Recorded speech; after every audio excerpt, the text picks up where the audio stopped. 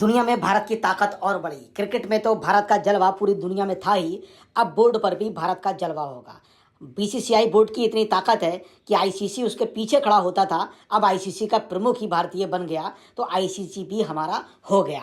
पूरा हिंदुस्तान जानता है और पूरी दुनिया जानती है कि बीसीसीआई के बोर्ड की कितनी ताकत होती है। आईसीसी वाले हमेशा पीछे खड़े होते हैं, जब वो थक हार गए तो उन्होंने आईसीसी भी भारत के हवाले कर दी।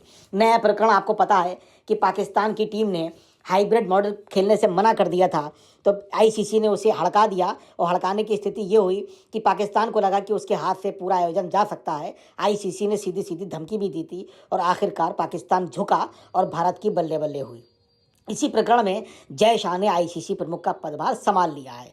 पद ग्रहण करने वाले 36 साल के जय शाह सबसे युवा बन गए और वो जगह बार्कले की लेंगे। इससे पहले बार्कले ही इसके प्रमुख हैं, यानी आईसीसी के प्रमुख हैं। आपको पता है इन भारतीयों ने भी वैश्विक संस्था यानी आईसीसी का नेतृत्व पहले किया है। शाह से पहले दिवंगत जगमोहन, आपको पता है श्रीनिवासन, शशांक मोहन, शरद पवार सहित अनेकों लोग इसमें शामिल रहे हैं। बीसीसीआई के सचिव जय शाह ने जो उपलब्धि हासिल की है, ये उनकी बड़ी मेहनत का ही नतीजा है। महिला प्रीमियर लीग की शुरुआत की, पुरुष महिला टीम के खिलाड़ियों के लिए मैच फीस एक समान किया, घरेलू मैच फीस में कई गुना वृद्धि की, राष्ट्रीय खिलाड़ियों के लिए टेस्ट क्रिकेट प्रोत्साहन बोनस शुरू किया। साथ ही कुछ ऐसे भी लोग थे जो खिलाड़ी बीमार थे, उनके लिए बड़े अमाउंट का इंतजाम किया। इसमें सबसे प्रमुख है अजीत वाडेकर, जिनको कैंसर की बीमारी थी और वो पैसा बहुत ज़्यादा खर्च करने में सक्षम नहीं थे, तो सीधे सीधे बीसीसीआई ने 1 करोड़ रुपया उनके लिए जारी कर दिया कि वो अपना इलाज कराएं। इस बात की पूरे हिंदुस्तान क्या पूरी दुनिया में बड़ी प्रशंसा हुई और साथ में जो क्रिकेट के प्रेमी थे वो भी जय शाह के मुरीद हो गए। मुरीद इसलिए हो गए क्योंकि ये पैसा जय शाह के द्वारा ही जारी किया गया। ये बहुत बड़ी बात है। पैसा किसी बोर्ड के पास होना अलग बात है और किसी एक व्यक्तिगत आदमी को एक बहुत बड़ी रकम दे देना ये एक अलग बात है। हाल फिलहाल उनकी मृत्यु हो गई, हम उनको नमन करते हैं, लेकिन जय शाह ने जो उनके लिए काम किया वो अमर हो गया और अजीत वाडेकर भी हमेशा के लिए भारतीय क्रिकेट में अमर हो गए। बीसीसीआई के सचिव जय शाह ने रविवार को अंतर्राष्ट्रीय क्रिकेट परिषद के अध्यक्ष के रूप में कार्यभार संभाल लिया। 36 साल के शाह इस वैश्विक संस्था का नेतृत्व करने वाले 5वें भारतीय और सबसे युवा हैं। शाह ने ग्रेग बार्कले का स्थान लिया। बार्कले का कार्यकाल 30 नवंबर को खत्म हुआ था। आज 2 दिसंबर है और 1 दिसंबर को जय शाह ने अपना पद ग्रहण कर लिया। 27 अगस्त आवेदन करने की अंतिम तिथि थी। ऐसे में जय शाह के अलावा पद के लिए किसी अन्य ने आवेदन नहीं किया और वो निर्विरोध चुन लिए गए। कौन आता बीसीसीआई के मुकाबले में, आप जानते हैं ऐसी हैसियत बीसीसीआई के सामने किसी की नहीं है।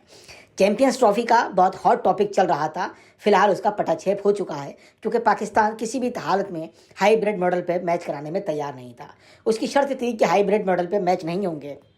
वजह साफ थी क्योंकि भारत के साथ मैच होने का मतलब है अरबों रुपए के वारे न्यारे हो जाना, यानी पाकिस्तान की आर्थिक स्थिति इस बात पर टिकी हुई थी कि भारत अगर इंडिया खेलने आ जाए तो पैसे का ढेर लग जाता। मगर भारत का इशू है पाकिस्तान के द्वारा लगातार आतंकवाद को आश्रय देना, घुसपैठ कराना। इस बात से भारत के लोग और भारत की राजनीति इफेक्टेड होती है और ये बात ना बर्दाश्त काबिल है। सरकार ने फैसला किया कि हम वहाँ पर नहीं भेजेंगे। जनता भी यही चाहती है और खिलाड़ी भी यही चाहते हैं और बीसीसीआई भी यही चाहता है कि भारत कभी भी पाकिस्तान खेलने ना जाए, क्योंकि पाकिस्तान खेलने जाने का मतलब है कि वहाँ सुरक्षा से कंप्रोमाइज़ करना। पाकिस्तानियों का कोई भरोसा नहीं, कहाँ किस खिलाड़ी पे हसद के मान को लेकर हमला कर दें या कोई लूज टिप्पणी कर दें। भारत का फैसला उचित है बल्कि सर्वश्रेष्ठ है। भारत भी जानता था कि अगर हम नहीं जाएंगे तो पाकिस्तान को हाइब्रिड मॉडल पे मैच कराना पड़ेंगे और वो ना नुकुर करते करते उन्हें आखिरकार हाँ करना पड़ी। आईसीसी ने जब धमकी दी, धमकी के बाद उन्हें बैकफुट पे आना पड़ा। फिर उन्होंने कुछ बेतुकी शर्तें लगाई कि हम भी भारत खेलने नहीं जाएंगे, उनको भी हाइब्रिड मॉडल अपनाना होगा। मगर इस तरह की किसी भी शर्तों पर आईसीसी तैयार नहीं हुआ। फिलहाल पाकिस्तान के हाथ में ही आयोजन दिया गया, मगर हाइब्रिड मॉडल के आधार पर भारत अपने सारे मैच यूएई में ही खेलेगा। भारत की एक और शर्त है कि अगर भारत फाइनल में पहुंचता है तो भी पाकिस्तान नहीं जाएगा। आखिरकार आईसीसी ने पाकिस्तान को धमकी देकर इस बात को भी जबरिया उनसे मनवा लिया। अब हम बात करते हैं जय शाह की। जय शाह ने चैंपियंस ट्रॉफी जो है वो एक बड़ी समस्या बन गई थी, उसका भी समाधान हो गया, मगर अभी भी चुनौतियां बाकी हैं। आपको पता है जय शाह का कार्यकाल चुनौतियों के साथ ही शुरू हुआ। आईसीसी को पाकिस्तान में निर्धारित चैंपियंस ट्रॉफी के लिए हाइब्रिड मॉडल को लागू करने के लिए एक स्वीकार्य समाधान खोजने की जरूरत भी होगी। शाह को पाकिस्तान क्रिकेट बोर्ड और बीसीसीआई ने अपने पूर्व सहयोगियों के साथ समन्वय भी करना होगा। हमें कोई शक शुबा नहीं कि ऐसा जयशाह नहीं कर पाएंगे, क्योंकि बीसीसीआई के सामने भी अनेकों प्रकार की दिक्कतें थीं।